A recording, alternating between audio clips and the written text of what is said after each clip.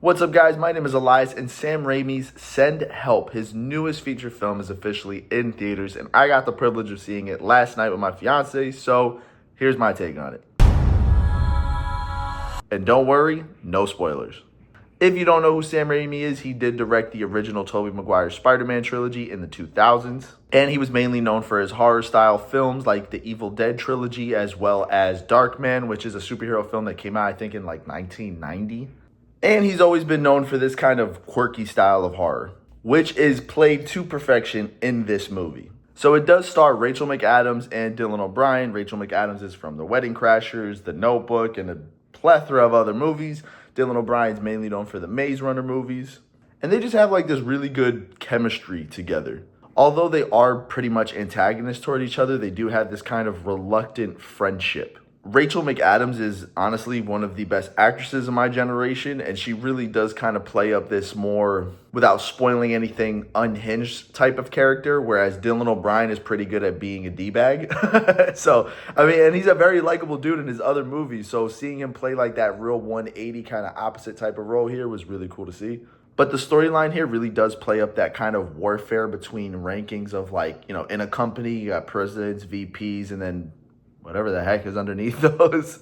And I really love how like the writing kind of dives into how messed up humans can really be and how karma is just something you really don't want to mess with.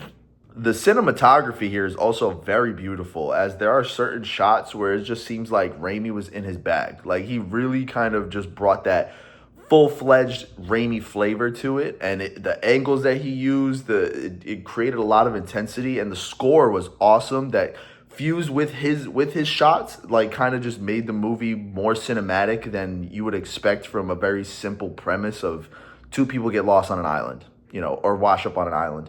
And it was really cool the way that he framed every single shot in the movie. And just the lighting, just the visuals themselves, it really kind of brought you into the intensity of the situation that these two characters were in. And as far as intensity goes, there are a lot of brutal things that happen. There's a lot of blood, a lot of gore. There's just some wild stuff that goes on in this movie. And I was really taken aback and surprised.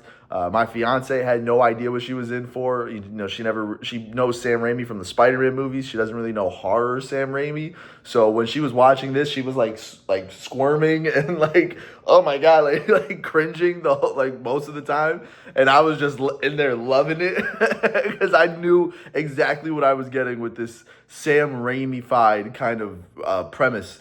And I really loved that we finally got that back, because we're supposed to get full-fledged Sam Raimi and Doctor Strange Multiverse of Madness, and instead it kind of felt more of just like an MCU film, because obviously the producers wanted it to be more family-friendly and all that. But you can tell that there's certain Raimi-isms in there, like when Wanda's like, kind of, the way she's cracking her body to come out of a portal, or, just like the horror elements of that movie.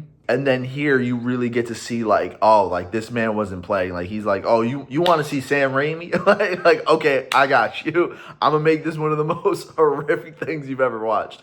And it was just surprisingly funny, too. Like, Rachel McAdams and Dylan O'Brien really play up that humor. And even before then, like, certain characters, like, the situations that they get into, the way that they end up on the island, like, there's just some really humorous moments that you don't expect to be so funny. But it had me cracking up the whole time. So it was very intense, but also it balanced the humor very well, like, the entire runtime. And, of course, along with your plot twists and just wild, outlandish scenes and character arcs going on here, you do have a crazy ending that it took me by surprise as well. I kind of wish they ended it a little bit differently, a little bit more less clean, I should say. Overall, I would probably have to put this on the upper A tier of my scale, which is a 4 out of 5 or an 8 out of 10.